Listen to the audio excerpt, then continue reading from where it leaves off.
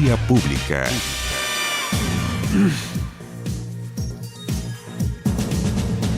¿Cómo están ustedes? Muy buenas noches, bienvenidos a Vía Pública. Esta mañana, luego de presentar los pilares de la agenda legislativa indígena, el presidente Sebastián Piñera se refirió al rechazo que sufrieron dos proyectos ayer, ideas de legislar en las comisiones. Reforma previsional y admisión justa. Esto en las comisiones de Trabajo y Educación de la Cámara de Diputados. El presidente manifestó sus reparos a la decisión de los diputados que rechazaron la idea de legislar los proyectos impulsados por el Ejecutivo. El mandatario volvió a utilizar un término que ya sacó mucha roncha, con lo cual cuesta comprender cuando lo que se está buscando es justamente diálogo y cuando el gobierno lo que no tiene son mayorías. Apeló nuevamente al patriotismo de los parlamentarios para así revertir estas decisiones en las próximas instancias en el Congreso. Recuerda usted que fue el año pasado, en las instancias que se discutía el salario mínimo, el presidente de la República tildó a quienes votaban de una manera distinta a lo que él o su gobierno quería, de antipatriotas, y generó mucho rechazo. Y por parlamentarios que suelen ser de oposición, pero muy cercanos a encontrar diálogos con el gobierno. Pero sí, bueno, así es. Bueno, en ese sentido, los diputados de ambas comisiones declararon que ellos son patriotas, constructivos, y justamente porque queremos pensiones dignas para millones de adultos mayores. Claro, esta vez tampoco les gustó el apelativo, mientras que otros se preguntaban, ¿de qué patriotismo está hablando? Bueno, vamos a conversar esta noche también sobre esta agenda indígena. Tenemos un programa con dos invitados de gran calado, eso nomás le quiero decir. Vamos a la pantalla por ahora y luego se los presento, al menos a uno de ellos. Tras el rechazo de los proyectos de pensiones y admisión justa, ¿estás de acuerdo con el ministro Blumel, Gonzalo Blumel, ministro secretario general de la Presidencia, que catalogó a la oposición de obstruccionista y contradictoria? ¿Sí o no? En todo caso, quiero decirle que estos dos proyectos que se rechazaron la idea de legislar en comisión van a sala todavía. De hecho, por lo que uno podía leer y husmear esta tarde, parece ser que en materia previsional el gobierno va a lograr dar vuelta a esto y tendrían los votos para aprobar la idea de legislar. En el tema de admisión justa parece ser que tendrán que esperar un año más para reponerlo. Le hablaba de que esta noche tenemos tremendos invitados. Al primero lo quiero presentar por orden quizás no sé. Quiero partir por decir que es un guanderino, por decirle que es hípico, que no se pierde velada hípica los miércoles en el Sporting, que fue rector de universidad, que es Premio Nacional de Humanidades, son cosas importantes. Pero es guanderino Agustín Esquella, muchísimas gracias por estar aquí. Nada, por el contrario. Uno se equivoca a veces en las prioridades. ¿Por dónde debí partir? No, por ahí.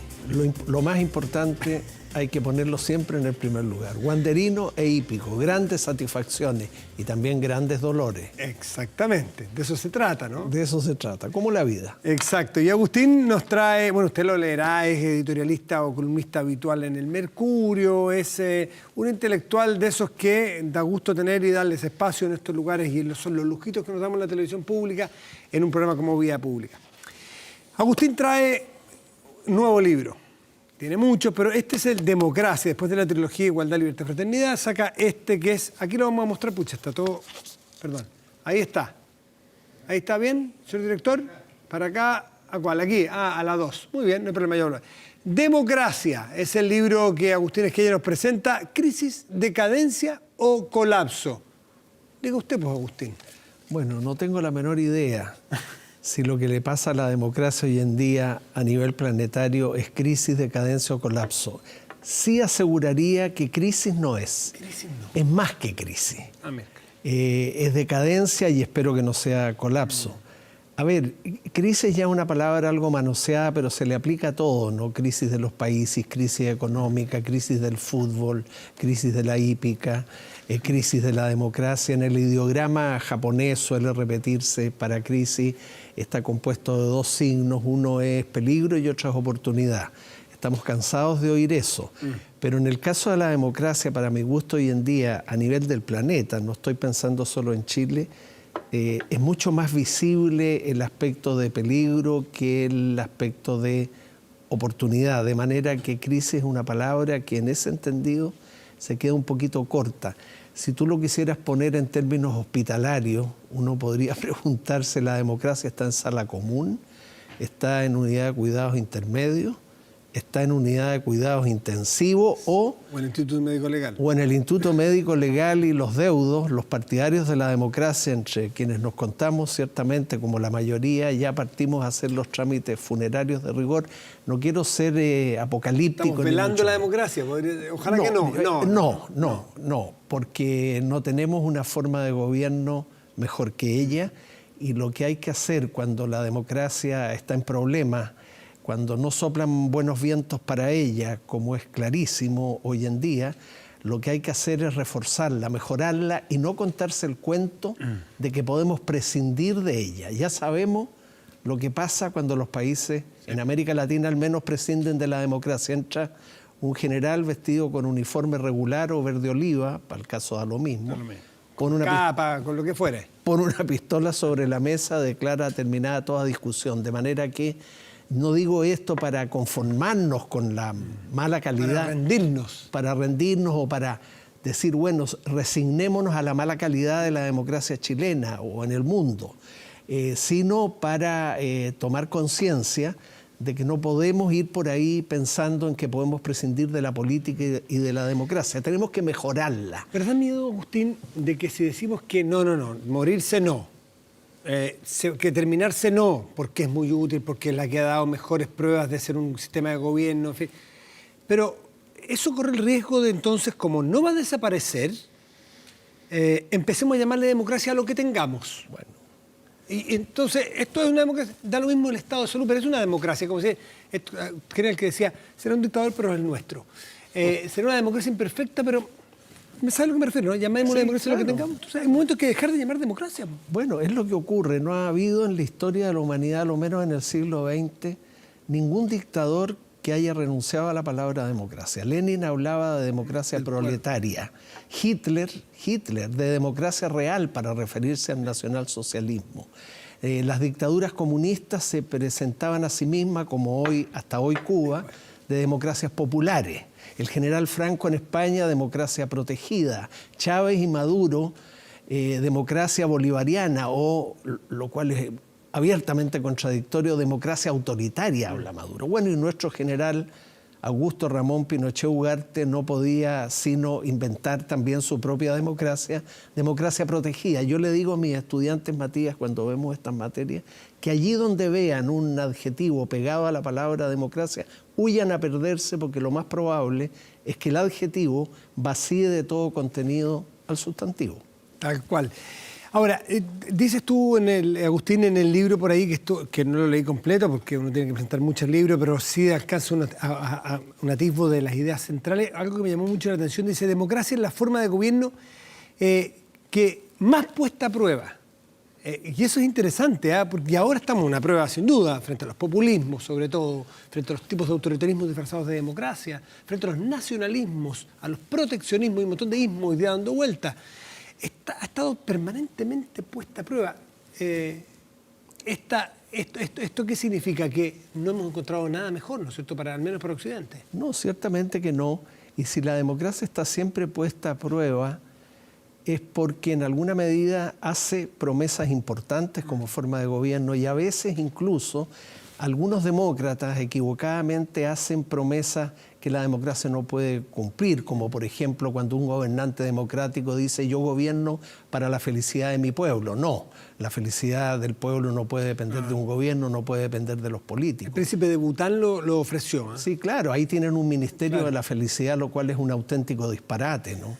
Es que la felicidad ha dado lugar a una industria de la felicidad. Hay muchos psicólogos, sociólogos, publicistas que están medrando industria en ese sentido, como si la felicidad... Bueno, la felicidad es una palabra que también se ha manoseado hasta desnaturalizarla por completo. Pero dices tú en algún momento por aquí en tu libro que la democracia es lo que mejor se relaciona con estos principios básicos de la igualdad, de la libertad. Es la que mejor se acomoda a estos distintos principios que todos debemos o aspiramos a tener. Exactamente. Este libro está en el contexto que tú mencionaste al comienzo. Yo publiqué, destinados preferentemente a jóvenes, unos libros anteriores muy breves, Igualdad, otro libertad, otro fraternidad, ahora es democracia. Y veremos lo que sigue.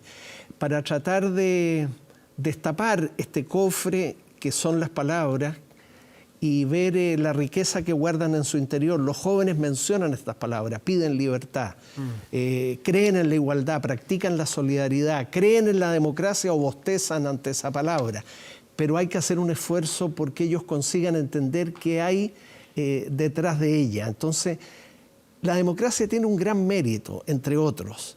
Es la forma de gobierno que ha rendido mejor examen históricamente en todo lo que concierne a declaración, protección y garantía de los derechos humanos. Cuando mis estudiantes bostezan ante la palabra democracia y dicen, ¿qué democracia, señor? ¿Para qué sirve? Le digo, mira, ¿a ti te interesan los derechos fundamentales, los derechos humanos? Sí. Bueno, si te interesan los derechos fundamentales, deberías valorar positivamente la democracia porque está probado que es la forma de gobierno, que sin sacar un 7, sin sacar un 6, pero tiene buen promedio. Tiene un muy buen promedio en relación con los derechos fundamentales. Hay una cosa que un economista llamaría los incentivos, puede ser un incentivo perverso a poner en riesgo la democracia para valorizarla. Porque no sé si alguien de tu generación o de la mía, que yo la viví desde muy chico, pero alcancé a vivir y en la dictadura, y todos quienes en algún país del mundo haya tocado vivir una dictadura, no bosteza frente a la palabra democracia, sino más bien vivifica. Es un golpe de corriente al decir, a ver un momentito. Exacto. Hay una generación que nació post-recuperación de la democracia, me refiero a este Chile, para no hablar de lugares lejanos, que a lo mejor la mira con cierto desdén la pérdida de la democracia. Eso es lo que el presidente Lago en algún momento, de quien tú fuiste colaborador cercano en su segundo piso, envió a leer libros de historia. Sí, claro. Porque otra cosa es bostezar con la democracia cuando no la ha perdido nunca. Exacto. Un poco es como el aire, ¿no? Mientras lo tienes no eres consciente de que estás llenando tus pulmones de oxígeno. Y cuando pierdes la democracia, que espero en Chile no ocurra nunca más aquello, claro, realmente te das cuenta de qué significa eso en relación con las libertades. Sí, eso es muy importante, pero mira, a propósito de los malos vientos que corren para la democracia, The Economist, el año 2017 hizo un ranking bien interesante, democracias plenas o en forma. Solo 19 países hoy en el mundo que representan el 4,5% de la población mundial. Democracias defectuosas, donde está Chile, 57 países. Regímenes híbridos, que son mezclas de democracia y autoritarismo, 39, y regímenes autoritarios, abiertamente no democráticos, 59. Los rankings hay que tomarlos siempre con alguna reserva, pero eso te da una luz de que la situación para la democracia en el mundo no es tan auspicioso como creíamos hasta hace un tiempo. No hay una fórmula de gobierno que la reemplace. Los totalitarismos cayeron, de manera que no tiene un enemigo como forma de gobierno la democracia, pero sí lo tiene adentro. Tú mencionaste al populismo, sí es uno de los grandes problemas, pero yo tengo para mí, Matías, que la principal amenaza sobre los regímenes democráticos, aquello que más la daña, la perjudica, la desprestigia, sobre todo de cara a las nuevas generaciones, es la corrupción. Cuando los agentes políticos se corrompen, sean los gobiernos, sean los parlamentos, sea el Poder Judicial, cualquiera de los órganos del Estado, o todos ellos, incluso como a veces pasa en determinadas naciones, se corrompen, como lo estamos viendo sensiblemente en muchos países, ahí está el gran daño para la democracia. Será hora de reaccionar todavía. Chile, yo creo, no está en el despeñadero de la corrupción. Sí, pero sin ningún ánimo y además con qué patas discutirte, pero la corrupción es un mal reconocible a distancia. Nadie podrá defender, salvo los corruptos que tienen un buen negocio, un buen monopolio, de ser ellos que administran la corrupción, nadie podría defenderla. Es decir, nadie lo hace en nombre de la democracia. En cambio, los populismos sí lo hacen en nombre de la democracia. Y sí juegan en el tablero de la democracia. Van a elecciones, compiten y ganan. ¿Y quién podría decirle a un populista que gana una elección democrática que él no es un demócrata? Bueno, tienes razón. Ese es otro de los peligros para la democracia contemporánea, que en uso de las reglas de la democracia acerca de cómo acceder al poder, están instalándose en el poder personas que no tienen credenciales democráticas muy claras o personas que una vez llegados al poder no se comportan de acuerdo con las reglas de la democracia. Duterte, por ejemplo. por supuesto. Filipinas. Otro que todavía no se comporta mal, pero tiene malas credenciales, Bolsonaro. Bolsonaro, Putin. Entonces, de repente, se produce esa paradoja que ya se produjo con Hitler en la década de los 30 del siglo pasado. Entró elegido. Mira, la democracia no solo fija reglas para acceder al poder, sino también para ejercerlo, para conservarlo y para incrementarlo. Todo el que compite por el poder políticamente quiere ganarlo, pero después quiere ejercerlo, quiere conservarlo y quiere incrementarlo. Todo eso está muy bien. Lo bueno de la democracia es que sujeta todo eso a reglas, de manera que un gobernante a lo Maduro, que como excusa dice yo fui elegido democráticamente, el cargo no es ese. El cargo es bien, usted se instaló en el poder, pero la manera como lo ha ejercido, cómo lo conserva y cómo lo aumenta, claro, pasa por encima de las reglas de la democracia. Tú hablas por aquí citando a Bobbio de los mínimos en la democracia. Y no es un mínimo, no le da para mínimo ganar una elección. No, pues. No es un mínimo. Es el comienzo de la carrera. Claro, porque algunos dicen, miren la elección de octubre del año 2016. Bueno, y se empezó a vulnerar la democracia ese mismo día en la tarde. Por lo tanto, no es un demócrata.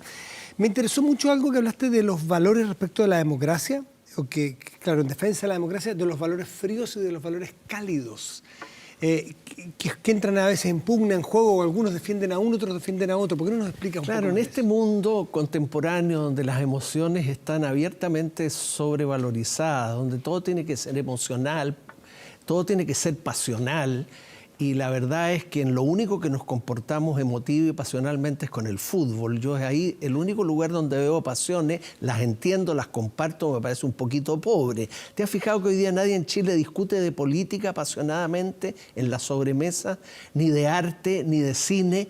Pero si sale el tema del fútbol todos nos enardecemos. Eso no está bien. No está bien porque hay cosas más importantes que el fútbol. Reconozcámoslos incluso nosotros dos que nos gustan. Pero sí, la democracia es vista como un valor frío. Es fría, es distante, es lenta, los procesos legislativos son lentos, son complicados. Mira tú lo que pasó hoy en día, el presidente se enoja porque no se le aprueba la idea de legislar en un proyecto determinado, utiliza la palabra no utiliza la palabra antipatriota, pero apela al patriotismo como si un parlamento que rechaza un proyecto de ley no fuera patriota. Yo desde la dictadura que no escuchaba que nos dividieran en patriotas o antipatriotas, pero seamos justos, hay que ser justos con el presidente. Yo escuché las declaraciones y las vi en este mismo canal y lo dice en un tono tranquilo, no lo dice de una manera que sea ofensiva.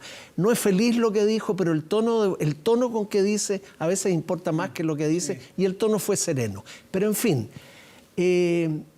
esos valores fríos, por ejemplo, la democracia, bueno, que es gradual, que el respeto a la institucionalidad. Exacto. Unas latas, por así decirlo, ¿no? Todo eso crea como un paraguas donde cada uno de nosotros desarrolla los valores calientes.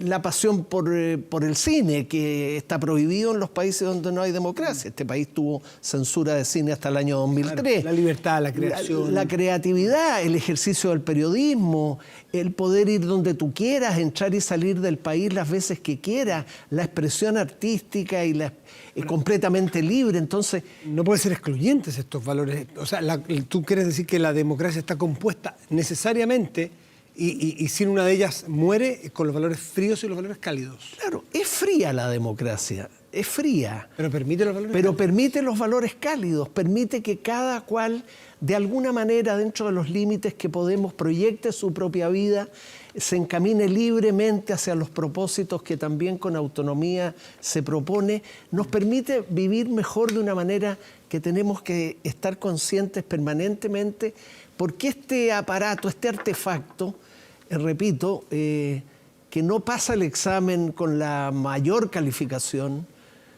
sin embargo, lo pasa con mucha mejor calificación. No hemos encontrado un alumno que promedie más alto. No, ninguno, y no lo hay. Ahora, es posible, Matías, que de esta democracia que está en muchos problemas a nivel planetario, pasemos a otra democracia, que yo no alcanzo a ver cómo sería. Claro, evoluciona la democracia. Claro, también, ¿no? Una democracia entre los griegos, Después de 1500 años reaparece en unas ciudades italianas y lo que tenemos ahora desde el siglo XVIII es una democracia moderna, distinta de la del medioevo y distinta de la antigua. Es posible que esta democracia se transforme. Entonces, es como las culebras, a lo mejor va a cambiar de piel esta democracia, porque requiere otra, pero sigue siendo la culebra. Claro, en la medida en que la podamos llamar democracia y que no pase lo que hablábamos antes, de que con el nombre de democracia tú designes precisamente aquello que se le opone. Por supuesto. Y por último, Agustín Esquella, esto de las democracias reales y las democracias ideales, ¿por qué no nos explicas un poco? Bueno, la democracia es un ideal y que como tal debe satisfacer, según yo lo explico en el libro, a lo menos 18 reglas. Y satisfacerlas en el más alto grado posible. Eso es lo que permite rankear a las democracias.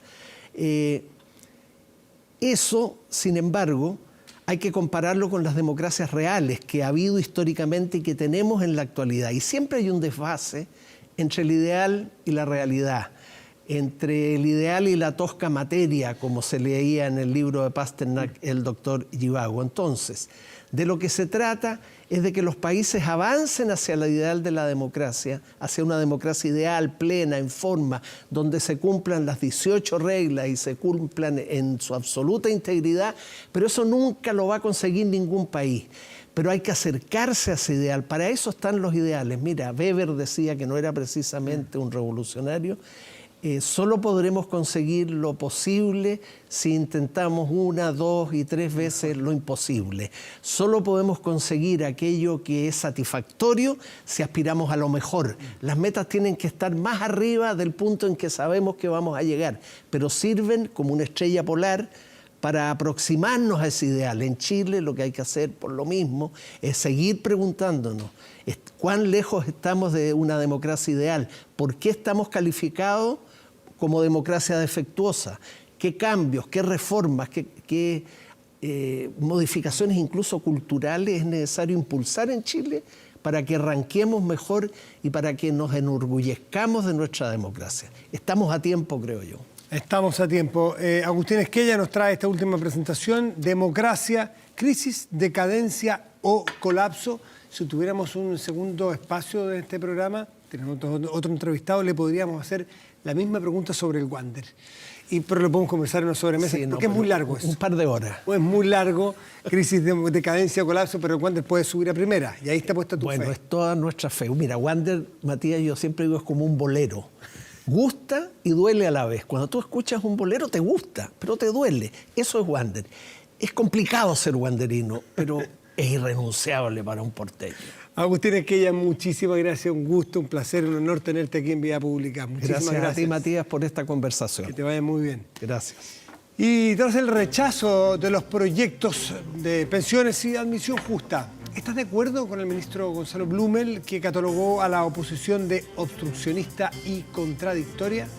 Un 41% está de acuerdo, un 59% no lo está. Hacemos una pausa y volvemos en Vía Pública.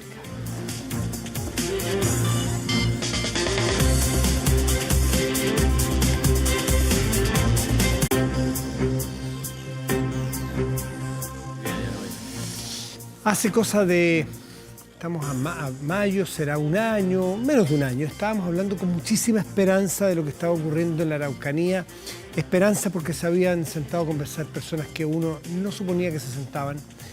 Había un tono de voz no tan altisonante, sino que más con un diapasón más tranquilo. Había imágenes que también colaboran.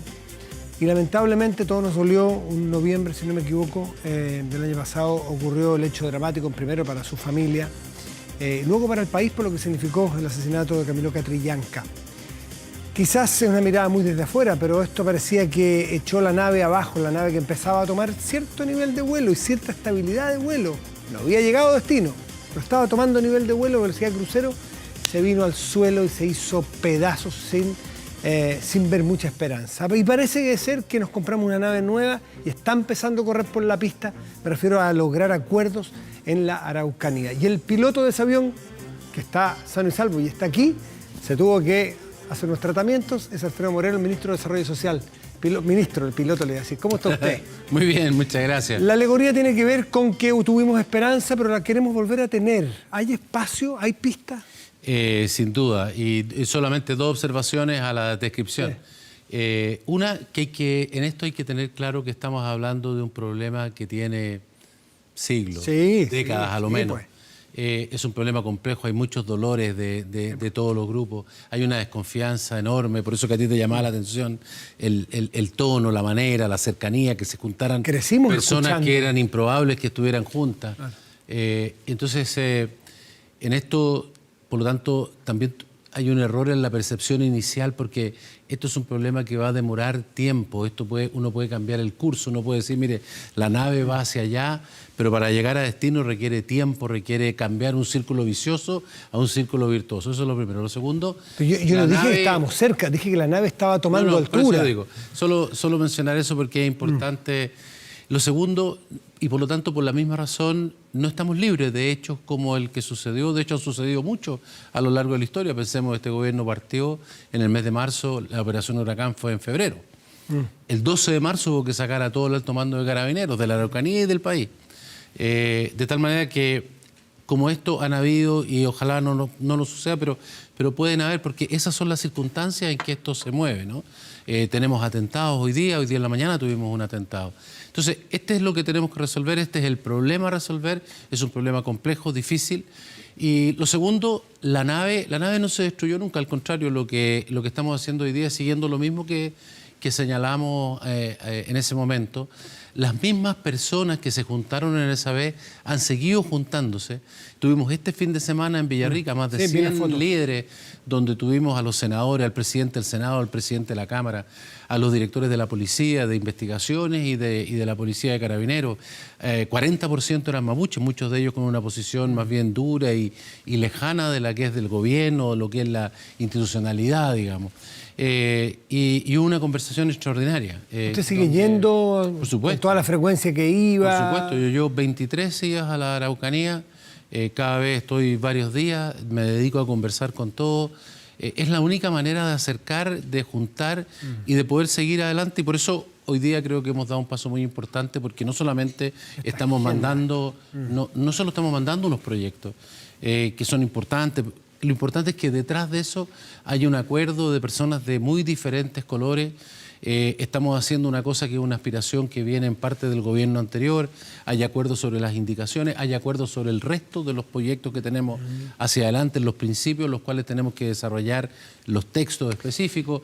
Entonces, hay, yo creo, cada vez más conciencia de que esto es un problema muy difícil, que tenemos que resolverlo porque los dolores son muy profundos, que no se puede hacer solo porque hay que hacerlo con todo, pero que el gobierno tiene una decisión absoluta y total de poner todo lo que esté de nuestra parte, y por lo tanto, si tenemos la colaboración del resto, vamos a hacer un cambio importante. ¿Pero usted es solo percepción o la muerte de Camilo Catrillanca le pegó muy duro este proceso que iba tejiendo redes de confianza? Yo creo que ¿O es pura percepción externa y usted me dice si yo todo...? Yo creo que le pegó muy duro, sin duda, no solamente por la muerte de Camilo Catrillanca, que de por sí ya es una cosa por muy todo lo que significó, lamentable, además. Pero la manera en que se conoció la información, cómo se iban conociendo, digamos, las falsedades, una a una, que no habían cámaras, que se habían cámaras, que quién estaba, que quién no estaba, que me dispararon, que no me dispararon, en fin.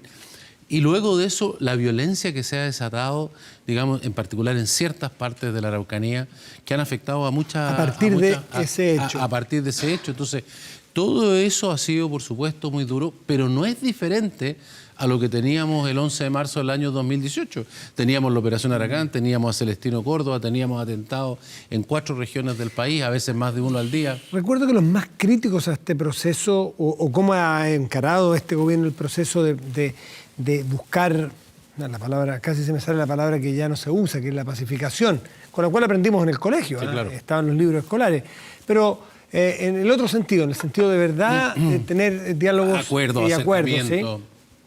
Decían que uno de los problemas que era que no percibió el gobierno que era plausible que ocurriera lo de Catrillanca, no en ese caso, ese día con esa persona, dado la militarización que este gobierno empujaba en la zona. ¿Cómo usted, pasados los meses, toma esa crítica y si ha habido cambios? Yo creo que esa es una crítica digamos, muy fácil. El problema que se tiene en la Araucanía tiene muchas facetas. Una de ellas tiene que ver con la seguridad. El Estado tiene la obligación de darle seguridad a las personas. Hoy día, fíjate, en la Araucanía tenemos 700 carabineros de punto fijo por orden de los jueces, no tiene nada que ver con el gobierno. Los jueces han dictaminado que hay 700 carabineros destinados a cuidar casa a casa, campo a campo. De 40.000 que hay en Chile, Claro. aprox. Y sí, y de entre 1.000 y 2.000 que hay en la Araucanía. Entonces, estamos hablando de números que son enormes, pero que te reflejan el problema de seguridad que hay, que es muy difícil además de determinar porque son personas que atacan a cualquiera. No es que tengan un ataque a una determinada cosa que uno puede proteger. Hoy día pueden atacar esta casa y luego puede ser la del frente. Entonces, es un grupo pequeño, es un grupo de personas que son, digamos, totalmente distinto de lo que es el pueblo mapuche, que busca otra cosa y que le interesa, digamos, el desarrollo, le interesa el progreso, le interesa a su familia. El desarrollo y el progreso han podido demostrar que avanzan. ¿Tenemos cifras? Sí, por supuesto. ¿Tiene El año 2018, dos cosas. El año 2018 ya la Araucanía creció 6,5%, mientras el país creció 4%. Claro. El desempleo en la Araucanía ya está por debajo del desempleo en el resto del país.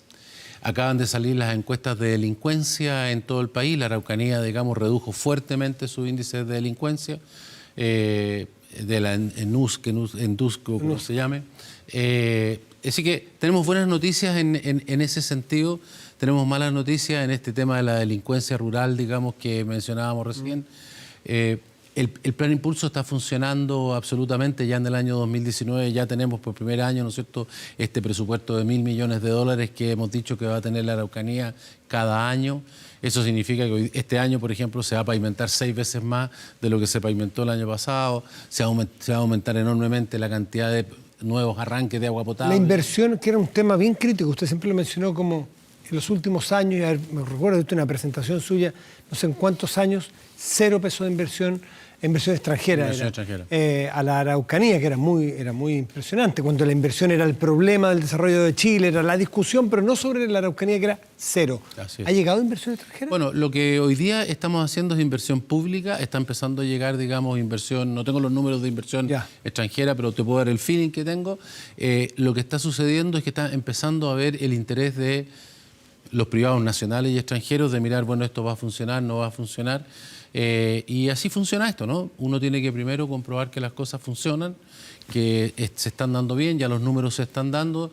Creo que tenemos que hacer más en materia de lograr la paz, no solamente desde el punto de vista carabinero, también desde el punto de vista de los acuerdos como los que hemos hecho hoy día. Y todas esas cosas tienen que después, ¿no es cierto?, dar sus frutos también en mayores inversiones. Vimos el fin de semana en el diario una foto que a mí me generó bastante esperanza, para ser bien franco. No sé a qué va a llegar, pero ya al ver la foto, 2 senadores, uno de oposición y uno de gobierno, los 2 de la Araucanía, el ministro Huenchumilla y el ministro Kast, DC y Evópoli, juntarse, conversar, pensar distinto, pero ser capaces de aunarlo en un documento. Y eso presentárselo al gobierno. Y con un foco bien clarito, porque los problemas son múltiples, pero era tierras. El problema de las tierras, que a lo mejor puede haber sido un desencadenante de muchos otros problemas. ¿Usted cómo ve ese acuerdo entre Huenchumilla y Kast? A ver, ¿participó? Primero lo conozco, lo recibí, pero antes que eso, creo que lo que tú señalas de que se junte un senador como Kast con un senador como Huenchumilla, gran signo.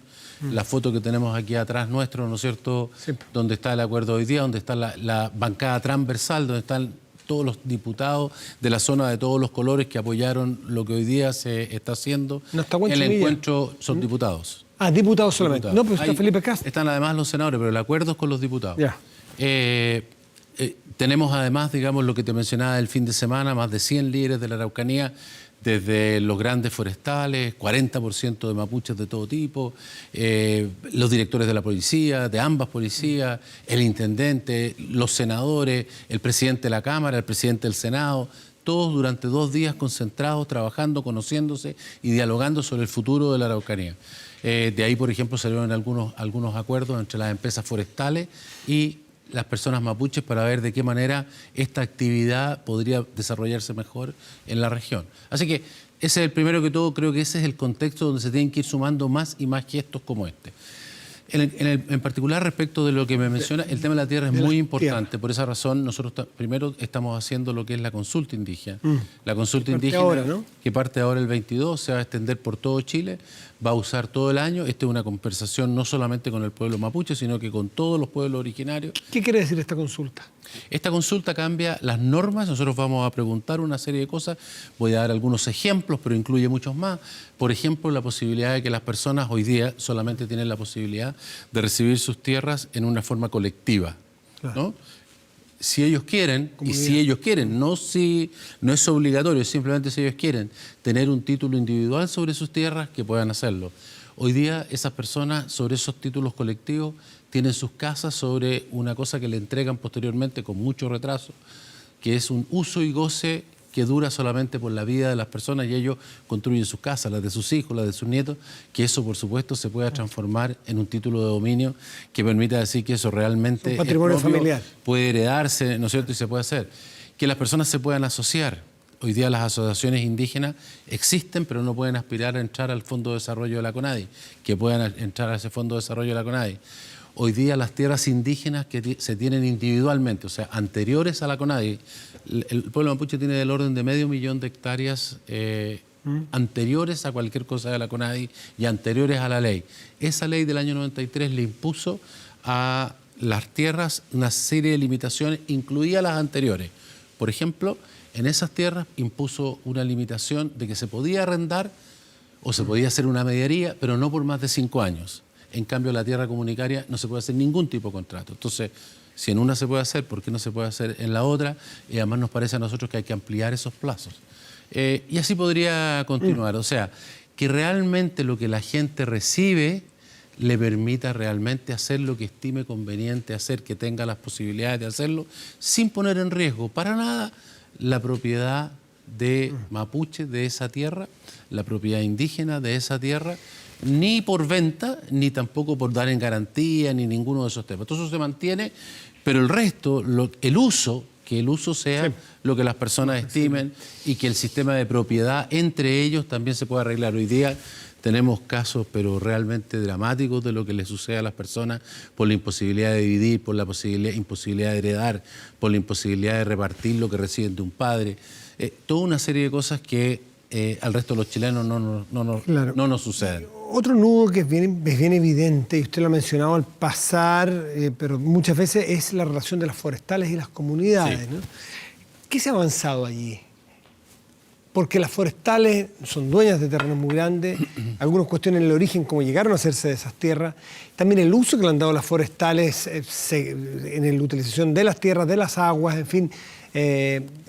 ¿Qué se ha avanzado allí? ¿Qué más se puede avanzar? ¿Y si le parece eso a usted un nudo fundamental? Sin duda, yo creo que eso es una de las actividades, digamos, más importantes de la zona, tanto en la zona rural como después en la parte industrial, porque esto va a las plantas de celulosa, ocupa grandes superficies de terreno, es un tipo de actividad bastante sola, ¿no? O sea, pues hay muchas personas que trabajan ahí, pero uno puede estar frente a eso y ser un vecino. Puede que uno no se conozca al vecino, porque no hay un vecino, una enorme extensión, no hay un vecino con el cual uno se encuentre. Yo veía en este encuentro, por ejemplo, mujeres que comentaban, decían, mi problema, yo no tengo problema con el tema forestal, tengo problema con los camiones que pasan, que me llenan de tierra, que pasa esto, que pasa lo otro, cosas que la persona de la forestal a lo mejor no tenía ni idea que pasaba, ¿no?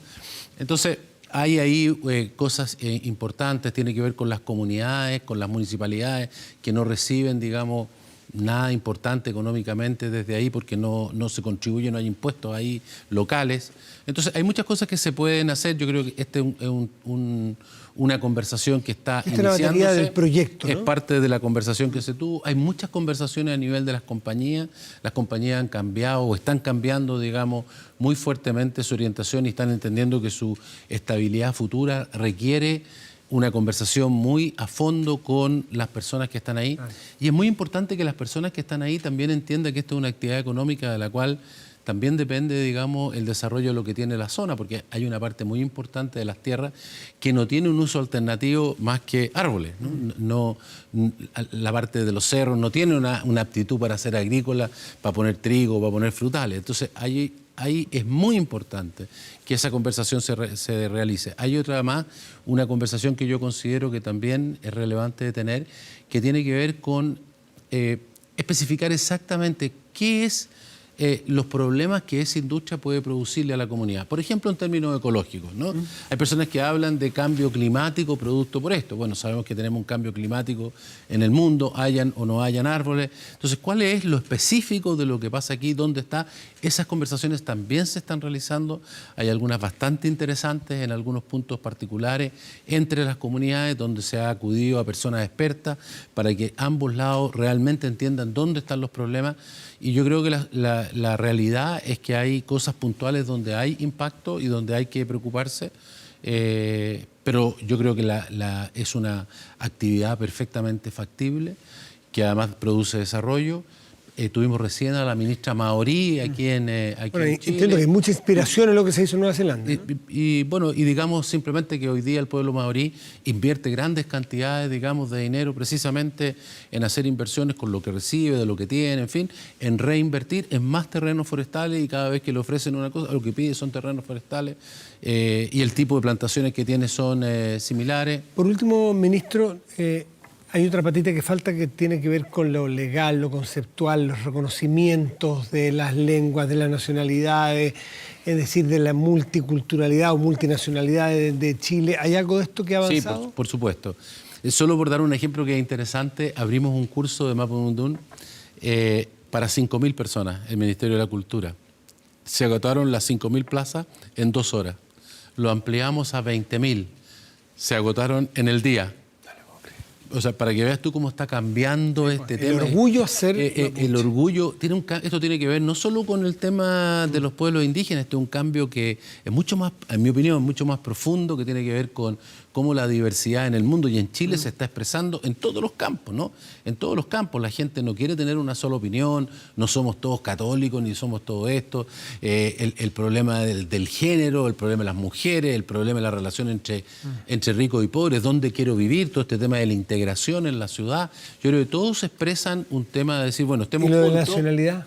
¿Lo del reconocimiento de los pueblos? Por supuesto, el reconocimiento, tal como lo anunciamos hoy día, también con esta misma bancada tenemos un acuerdo en los principios básicos para poder desarrollar cuál sería un texto específico y poder enviar, digamos, una reforma constitucional para hacer un reconocimiento. Ya se hizo una consulta indígena, así que estamos habilitados para poderlo hacer en base a lo que ahí ya se propuso y ya se conversó con los pueblos indígenas, por lo tanto lo vamos a hacer en el futuro. Y estamos avanzando en todos esos procesos. Y en el tema de la cultura, estamos haciendo algunas cosas interesantes. Por ejemplo, mencionó tú el tema de la pacificación, ¿no? Sí.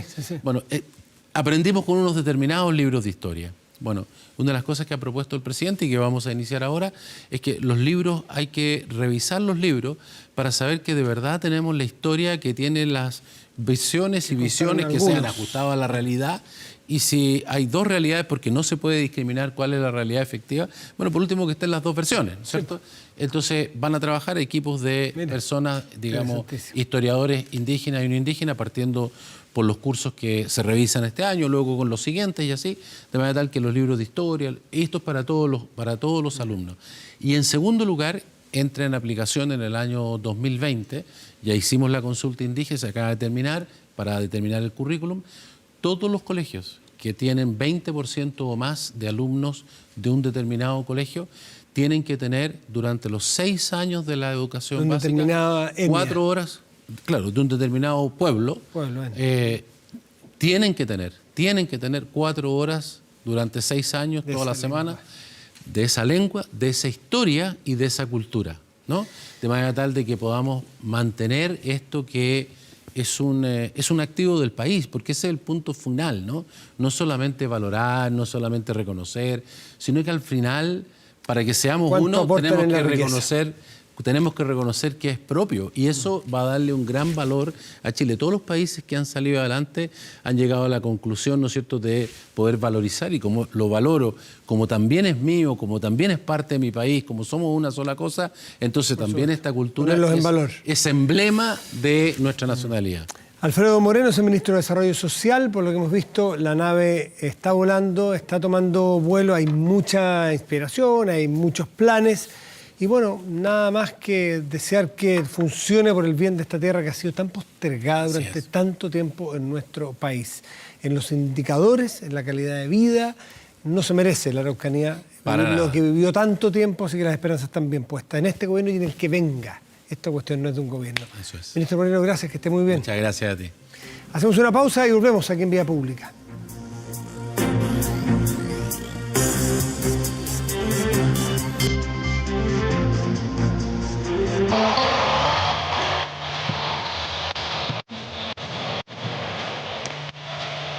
Pero bueno, de Charlie de fondo, le presentamos la respuesta, el resultado, a la pregunta, más bien, si les hicimos, y con este rechazo de estos dos proyectos de ley, ¿estás de acuerdo con el ministro Blumen, que catalogó la oposición de obstruccionista y contradictoria? 41, sí, está de acuerdo, 59% no lo está. Vamos a revisar nuestro portal de noticias 24horas.cl, ¿le parece? El general Martínez, que es comandante en jefe del Ejército, ordena devolver dineros cobrados ilegalmente por pasajes y fletes. Gobierno valora la medida. El ministro Alberto Espina valoró esta instrucción del comandante en jefe, el jefe del Ejército, Ricardo Martínez, indicando que estamos consiguiendo los objetivos de tener los más altos estándares de probidad que nunca ha debido dejar de tener el Ejército en ninguna rama de las Fuerzas Armadas para devolver la confianza, y aquí se está trabajando en ese sentido. Ojalá se logre. La invitación, 24horas.cl, este portal completísimo de noticias, videos, en fin, ya todas las noches se lo cuento, usted seguramente se mete porque es de los portales más visitados de noticias de nuestro país, no en vano. La temperatura en este momento en la región metropolitana es de 9 grados con 6 décimas. Los cielos están oscuros pero despejados, porque es efecto de la noche, no de la neblina. Para mañana y pasado las temperaturas son las siguientes. Mire, mañana miércoles estará despejado, 25 la máxima. Hoy es un día de calorcito, aquí en Santiago al menos. El jueves aparecen unas nubes. Estará nublado, de hecho, con una máxima probable de 18 grados. Revisemos otras regiones. Nos vamos al sur de Chile. Vamos a la región de Aysén y revisamos en la ciudad de Coyhaique, que tendrá cielo nublado mañana y una máxima probable de 9 grados. Viajamos por el territorio nacional al norte y llegamos a La Serena, capital de Coquimbo, región de Coquimbo. Cielos parciales para mañana, máxima probable de 15 grados. Yo decía que escuchamos el vuelo de Charlie de fondo, claro. Buenas noticias para los amantes del rock latino. Charly García, el siempre polémico, pero el gran genio, dice el que más entienden. Yo doy fe de eso, porque soy un experto, pero es un tipo que está en nuestra memoria musical de todas maneras. Regresa a Chile después de 6 años de ausencia. Lo hace en el marco de su gira La Torre de Tesla. Se va a presentar el jueves 13 de junio en el Movistar Arena, aquí en Santiago. Atentos a los fans, porque este 15 de mayo a las 11 de la mañana comienza entonces la venta de entradas. No digas que no te avisamos, si quieres disfrutar de todo el recorrido musical que era García Charly en nuestro país. Esta es una gran opción de recuperar el tiempo perdido estos 6 años que no estuvo en Chile. Con Rezo por Vos y Charly García despedimos en Vía Pública hoy. Muy buenas noches, gracias por vernos.